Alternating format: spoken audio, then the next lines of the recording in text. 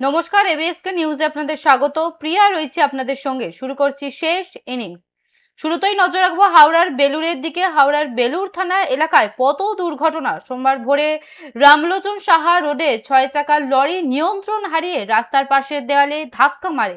সেই পাঁচিল ভেঙে মৃত্যু হয়েছে এক বৃদ্ধার। মৃতের নাম লালমণি মিশ্র, বয়স আনুমানিক 64 বছর।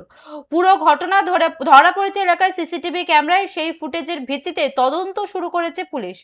স্থানীয় সূত্রে খবর, ভোর 5টা নাগাদ ওই বৃদ্ধা ফুল তুলতে বেরিয়েছিলেন। বাড়ির কাছে রাস্তা দিয়ে তিনি হাঁটছিলেন। সেই সময় একটি 6 চাকার লরির চালক আচমকা নিয়ন্ত্রণ হারিয়ে ফেলে। তার জেরে লরি রাস্তার ধারে একটি পাঁচিলে সজোরে ধাক্কা মারে। ধাক্কার জেরে দেওয়াল হুড়মুড়িয়ে ভেঙে পড়ে।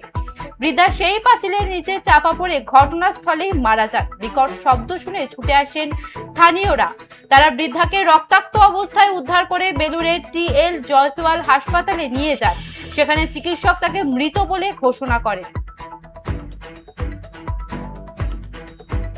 বেলুরে মর্মান্তিক দুর্ঘটনা, লরির ধাক্কায় পাঁচিল চাপা পড়ে বৃদ্ধার মৃত্যু। হাওড়ার বেলুর থানা এলাকায় পথ দুর্ঘটনা। সোমবার ভোরে রামলোচন সাহা রোডে 6 চাকার লরি নিয়ন্ত্রণ হারিয়ে রাস্তার পাশের দেওয়ালে ধাক্কা মারে। সেই পাঁচিল ভেঙে মৃত্যু হয়েছে এক বৃদ্ধার। মৃতার নাম লালমণি মিশ্র। পুরো ঘটনা ধরা পড়েছে এলাকার সিসিটিভি ক্যামেরায়।